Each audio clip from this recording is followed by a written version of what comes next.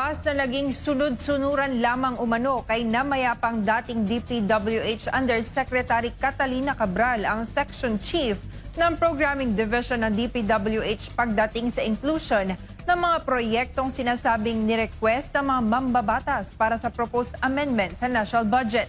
Isa sa mga nabanggit ng DPWH official na may project request umano ay si Senator Raffy Tulfo. Si Margot Gonzales magbabalita.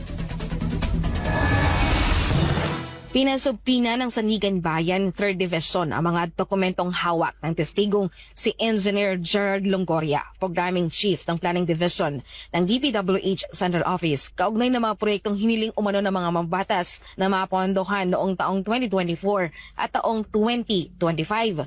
Ito'y kasabay ng pagdinig sa kasong malversation laban kay dating Senador Bong Revilla Jr. at mga dating opisyal ng DPWH Bulacan kaugnay ng umano'y Ghost Flood Control Project sa Pandi, Bulacan. Isa sa mga pinangalanan ng testigo na may project request umano ay si Senador Raffy Tulfo matapos siyang tanungin ni Associate Justice Ronald Moreno.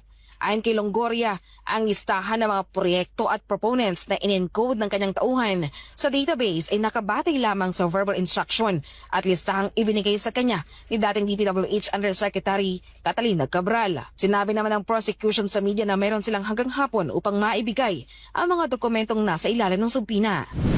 Sa kautusan ng Maysado, kailangang isumite ng prosecution ng mga documentary evidence at iba pang papeles na hawak ng testigo. Dito malalaman ng korte kung sino-sinong mababatas ang umani nag-request ng mga proyekto sa DPWH mula taong 2024 hanggang taong 2025. Wala umanong masama sa pagiging proponent ng proyekto, maliban na lang kung may iligal na kasunduan kapalit nito. Samantala sa isang listahang ipinanisenta sa pagdinig, sinabi ng DPWH official na si Revilla umano ang proponent ng proyekto sa Bulacan dahil iyon ang nasabi sa kanya ni Cabral. Ayon rito, tinawagan umano siya ni Cabral noong taong 2024 para sa isang meeting at doon ibinigay ang verbal instruction kaugnay ng naturang proyekto. Ang inclusion umano ng proyekto ay para sa proposed amendment ng DPWH sa national budget. Sa kabila nito, sinabi ng testigo na wala siyang personal dealings kay Revilla at wala rin umano siyang natanggap na personal request mula sa dating senador. Maliban kay Revilla, nakalagay rin sa listahan ng pangalan ni Manila Congressman Joel Chua, maging sila dating Valenzuela Congressman Eric Martinez at dating Bulacan Congressman Ambrosio Cruz. Paglalahad pa ng testigo, sumusunod lamang umano sila noon sa utos ni Cabral at hindi nila ito konesyon dahil ito ang kanyang boss sa Programming Division. Lahat umano ng listahan ng proyekto na ibinibigay ni Cabral ay inilalagay sa proposed amendment ang hensya at isa na umano itong regular practice sa tanggapan.